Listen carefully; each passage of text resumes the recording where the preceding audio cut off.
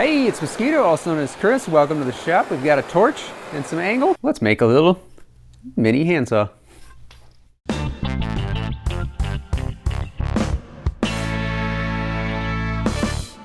So essentially, we're just going to start with some brass angle. So I didn't have any sheet and I wasn't that confident. So I thought, hey, maybe starting with some angle might work. So obviously it does. And what I do is I heat it up with the torch, bend it with the bench vise, and then close it up to make a folded brass back, which worked out pretty well. So then after that, we just make the plate, get the teeth cut onto it, and then I did some electro etching. I basically just spray painted it, hit it with a diode laser, and then a mixture of vinegar and salt with some DC current to actually deepen that etch, so I get an actually good etch to it. And then get it all sharpened up, put a tote on it, make some saw hardware, I guess, brass bolts, and go from there. So there's that torch. Using it to heat up the brass angle. It's 1/2 inch by 1/2 inch, 16-inch thick, and just smash it with the vise. And once I get it all closed up, I come in with the file and I kind of file off the sharp corner that's left behind from that angle, and then I clean up the end to make it a little bit rounded, and then I cut it to final length and then get everything all filed and cleaned up. And then I'm straightening out the back. This is just some plate that I already had some teeth in. And I made a mistake here, so you can see I'm doing a bunch of fiddling around to get it all straightened out, and that's because I shouldn't have just hammered it on like I'm doing there. I really should have used a block or something, but oh well. Here I'm just using some vinegar to clean off the bluing from the saw plate, so that works actually pretty quick, pretty fast. So moving on to the CNC. So I'm going to use the CNC here to cut out some totes. It's just a lot faster and more accurate since I already have them modeled up for cutting them on the CNC versus on the bandsaw and scroll saw. So that's what we're doing here, cutting it out of some curly maple, getting it all roughed out. I'm not worried too much about finish passes, but yeah, that's the wrong saw handle. Whoops. All right, try again. So I'm going to use some tape here because the other one had some better tabs on it. This one doesn't really have tabs, so I made sure I loaded the correct handle profile this time. And so we're just going to get another piece of curly maple loaded into the CNC here. And yeah, human error is probably the hardest part about running the CNC machine. So basically running the same cutter, just kind of roughing it out, not too worried about finish passes and all that kind of stuff because I'll be shaping it by hand. But here I am doing the final pass, and yeah, if you caught that, the tape let go and we just beat the crap out of that. So yeah, this is the like X-Fasten tape. You can see it all over the place on Amazon. Not great. I'm probably just going to throw my other 2 rolls away because I haven't been enjoying that stuff, and I don't think it works all that well. So here we are with the good old painter's tape and super glue and third try. So that one actually worked, and I also backed it off a little bit so it didn't go all the way through, so I was able to just kind of break it out, and now I actually have a usable tote.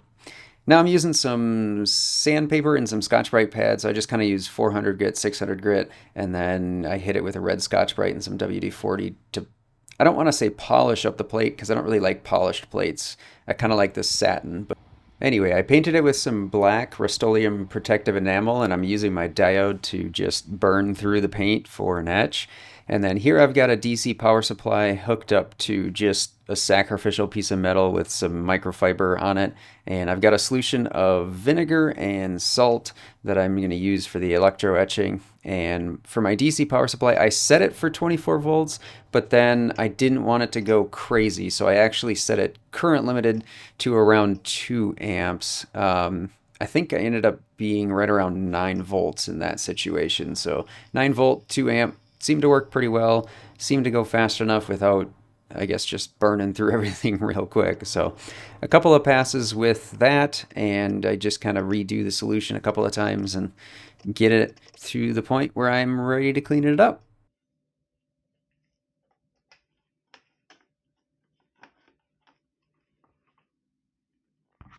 And then for the initial, just to see what it looks like, I just took some red Scotch-Brite to just clean off a small patch to see what it would be, and Looks pretty good to me. So a little bit of acetone out in the shop, and that paint just comes off like nothing. So that worked pretty well, and it seemed to do a really good job etching. So just hitting it one more time with the Scotch Brite here just to make sure that I have a nice consistent finish across the whole plate. And final wipe down, and I am pretty happy with that.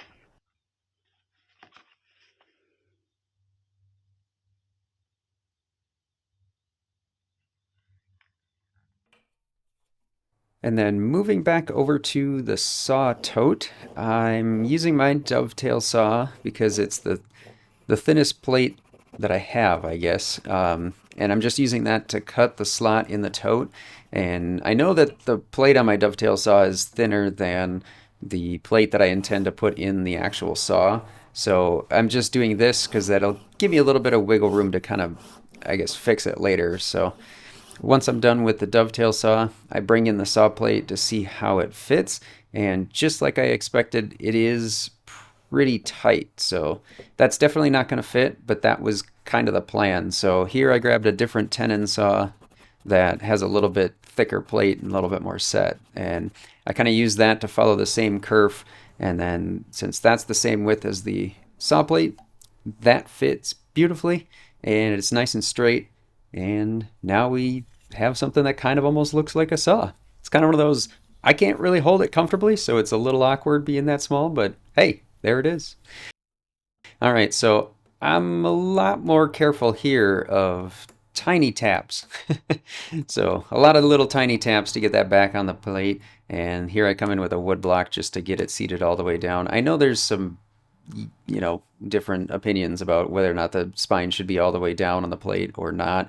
I like to, just because I think it gives it a little bit more stability that way, and I don't know, it's just the way I prefer to do it. If you prefer to do it a different way, have at it. But basically just getting that spine all aligned with the plate, getting it all seated and kind of in the right forward to backward position so that I can get it, I guess, into the plate so I can measure out here. So that's what I'm doing now. I'm measuring, well, I guess I'm not measuring, I'm marking.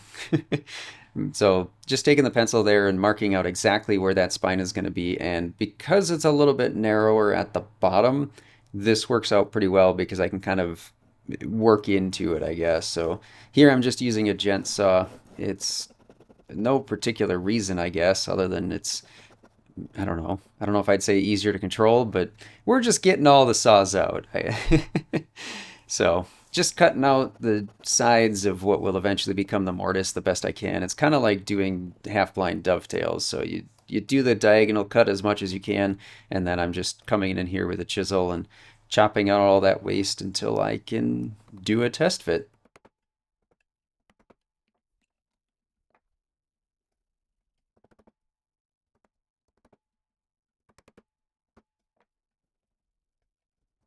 So here I'm kind of using I guess it's a cheek float for plane making to kind of adjust the sides, and we'll do a test fit here to see how it fits. And it's a little bit tight still, so it doesn't seat quite as fully as I wanted it to. So I'll just go back and clean that up a little bit more and get it to sit all the way down where I want it, and then get it to be not quite so tight so that I don't have to worry about the handle splitting or anything like that. So here we are with I guess, the final fit. So looking pretty good. I'm happy with the way that it's sitting. I'm happy with the hang angle on it. And honestly, the proportions are awesome. So, all right, now I'm gonna start in on some of the shaping. I don't like to do the shaping until I have everything else fit, just in case I screw it up. I haven't wasted a bunch of time making something pretty garbage. So these are some Cuts-All rasps. I don't know if other people have any opinions on them. I don't know. They're all right. They seem to get the job done pretty well, and they are cheaper than pretty much all the other rasps, but I don't know. They're okay. Otherwise, sandpaper, dowels.